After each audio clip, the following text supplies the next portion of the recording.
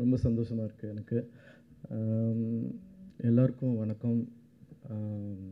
இந்த படம்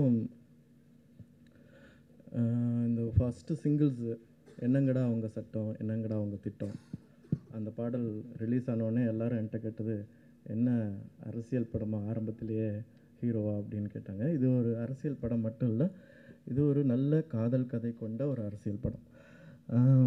இந்த படத்தில் முதல்ல எனக்கு ராஜமுருகனுக்கு நன்றி சொல்லிக்கிறேன். ஏன்னா இந்த படத்துக்கு எனக்கு வேறு ஒரு கேரக்டருக்காக தான் என்னை அப்ரோச் பண்ணியிருந்தார். அதுக்கு காரணம் ஒன்றும் பெரிய விஷயம் கிடையாது. ஆரண்ய காண்டத்தில் நான் ஒரு வயசான வேஷம் போட்டேன். அது ஓகே.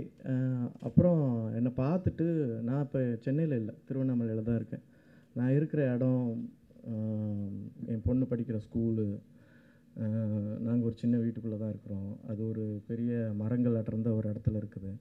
அவர் அப்படியே ரிலாக்ஸ் ஆகிட்டார் வீட்டுக்குள்ளே வந்தோடனே. நான் வேறு மாதிரி இருந்தேன்னா அப்படியே பார்த்துட்டு, ஒரு வாரம் கழித்து நீங்கள் இந்த ஜோக்கரை நீங்களே பண்ணிவிடுங்க அப்படின்ட்டார். நான் இல்லைங்க, நான் சும்மா சொல்கிறேன், ரிஸ்க் எடுக்காதீங்க அப்படின்னு. இருந்தாலும் அவர் ரொம்ப நம்பிக்கை வச்சு கொடுத்துருந்தாரு. அதுக்கப்புறம் நான் ஸ்கிரிப்ட் படித்தேன். எனக்கு ஸ்கிரிப்ட் ரொம்ப பிடிச்சிருந்துச்சு. ஒரு கொஞ்சம் கிராஃப்ட் தெரிஞ்ச ஒரு நடிகருக்கு, அதாவது நடிப்பு பயிற்சிக்குள்ளே போனவங்களுக்கு இந்த ஸ்கிரிப்ட் ரொம்ப அப்படியே அல்வா சாப்பிட்ற மாதிரி இருக்கும். அதாவது இதில் இது பண்ணலாம், அப்படி பண்ணலாம், இப்படி பண்ணலான்னு. ஆனால் எல்லாமே கண்ட்ரோல்டு பை மிஸ்டர் ராஜமுருகன். அவரை மீறி நான் எதுவும் பண்ணல. அவர் எதாவது பண்ணோன்னே, இல்லை இது இவ்வளோ வச்சுக்கலாம், இது வேணாம், இது இவ்வளோ இல்லை, இது வச்சுக்கலாம். ஸோ அந்த மாதிரி என்னை சேனலைஸ் பண்ணார். நான் என் நண்பர்கள்ட்ட சொல்லிகிட்டே இருப்பேன், நாடகத்துறை நடிகர்களுக்கு, சினிமாத்துறை டைரக்டர்களுக்கு, டெலிவிஷன் விளம்பரத்துக்கு. ஸோ சினிமா டைரக்டர் தான். ஏன்னா அவங்க இல்லாமல் நடிகர்கள் பிரதிபலிக்க முடியாது. அது அவங்க தான் கடைசியாக பார்க்குறாங்க. ஏன்னா நான் நடிகர்கள் நடிச்சிடலாம், ஆனால் அதை ஃப்ரேமுக்குள்ளே கொண்டு வந்து அப்புறம் அதில் டெக்னீஷியன்ஸ்லாம் சேர்த்து, மியூசிக் சேர்த்து, ஸோ ஒரு டீமையே ஒரு செட் பண்ணி அதை ஃபுல்லாக தியேட்டர் வரைக்கும் எடுத்துகிட்டு போகிறதுல மிகப்பெரிய பொறுப்பு இருக்கிறதுனால, என்னை பொறுத்த வரைக்கும் சினிமா இயக்குநர்களுடைய மீடியா, இதில் எந்த இதுவும் எனக்கு சந்தேகம் கிடையாது. இந்த படத்தில் எனக்கு வாய்ப்பு கொடுத்த, இந்த படத்தை எடுக்கிறதுக்கு வாரியர், அதான் ஒரு செழியன் சொன்னார், வாரியருங்கிற ஒரு அந்த தன்மை இருந்தால் தான் இந்த படத்துக்கு ஓகே சொல்ல முடியும், இல்லைன்னா ரொம்ப கஷ்டம். ஏன்னா இது ஒரு டிஃப்ரெண்ட் மூவி, ஆனால் தேவைப்படுற மூவி. ஏன்னா சில சமயம் மருந்து தேவைப்படுது இல்லை, டெய்லி நமக்கு மருந்து தேவைப்படாது, சம்டைம்ஸ் நோய் ஆகும்போது மருந்து தேவைப்படும். இது அப்படிப்பட்ட ஒரு மூவியாகவும் இருக்கும். ஒரே மருந்து மட்டும் இல்லை. அது துணிஞ்ச பிரகாஷாக இருக்கும், பிரபு சாருக்கும் நான் ரொம்ப நன்றி சொல்லிக்கிறேன். Chezhiyan sir and Rajamurugan sir, இவங்கள்ட்ட ஒரு ஒற்றுமை இருக்குது. 2 பேருக்குமே மியூசிக் நாலேஜ் இருக்குது. செழியன் சார் மியூசிக் பற்றின புஸ்தகங்கள் எழுதியிருக்காரு. அவர் துளி துளியாக கேட்பார். நீங்கள் குக்குனுடைய ஆல்பம் பார்த்துருப்பீங்க, கேட்டிருப்பீங்க. மியூசிக்கை கேட்டுகிட்டே இருப்பார். ரெண்டாவது எல்லார்கிட்டையும் இப்படி இருக்குது அப்படின்னு சொல்லி கருத்தும் கேட்பார். இது ரொம்ப நன்றி அவருக்கு. ஏன்னா அவர்கிட்டருந்து இந்த விஷயங்கள்லாம் கற்றுக்கிட்டேன். ஏன்னா ஒரு ஷூட்டிங் ஸ்பாட்டில் எவ்வளவு கோபம் வந்தாலும் பொறுமை இருக்கணும். கோபம் வராமல் இல்லை, அவர் பார்ப்பேன் நான், அவருக்கு பான்னு வரும் சில சமயம். ஏன்னா க்ரௌடோடு ஒர்க் பண்ணும்போது அவர் ரொம்ப பொறுமையாக ஒர்க் பண்ணியிருந்தார். எனக்கு இந்த படத்தில் முக்கியமாக இன்னொருத்தருக்கு நன்றியை சொல்லி ஆகணும்.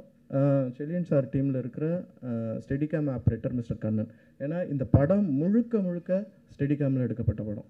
ஏன்னா ஒரு 36 கிலோ வெயிட்டை தூக்கிட்டு ஒரு நாள் ஒரு 8 மணி நேரம் 9 மணி நேரம் வேலை பார்க்குறதுங்கிறது, நான் எனக்கிட்ட முதுகில் மூட்டை கொடுத்தெல்லாம் நடிக்க சொல்லலை. அவர் நிஜமாக அப்படி பிடிச்சிக்குவார். ஏன்னா ஃபுல் அண்ட் ஃபுல் 99% சார், 99% ஸ்டெடிகேமில் எடுக்கப்பட்ட அந்த கேமராவோட வெயிட்டு 36லேருந்து 40 கிலோ இருக்கும். ஸோ அவருக்கு மிக்க நன்றி சொல்லிக்கிறேன். ஏன்னா அவர் தான் ஃபுல்லாக இதை கவர் பண்ணியிருக்கிறார். Plus Bala sir, Vetrimaaran sir, இவங்களுக்கும் நன்றியை தெரிவிச்சுக்கிறேன்.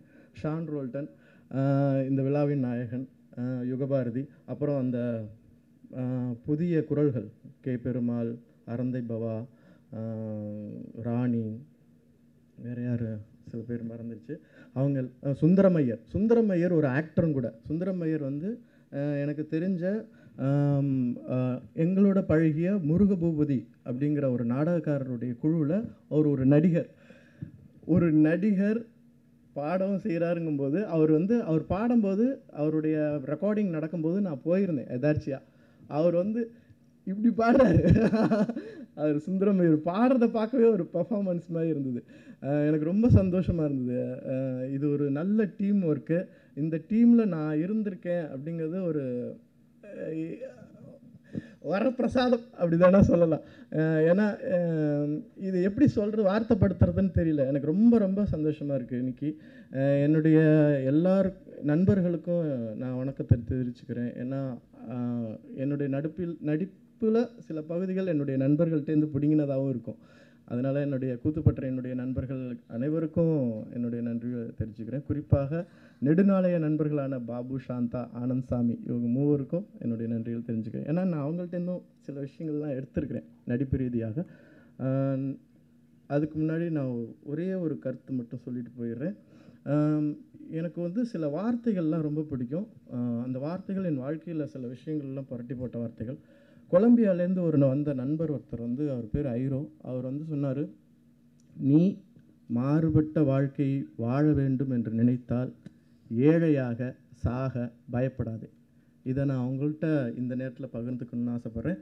ட்ரீம் வாரியர்ஸினுடைய ஜோக்கர் கண்டிப்பாக வெற்றிப்படும். இந்த ஆல்பம் எல்லாராலும் பேசப்படும் நம்புகிறேன். நன்றி.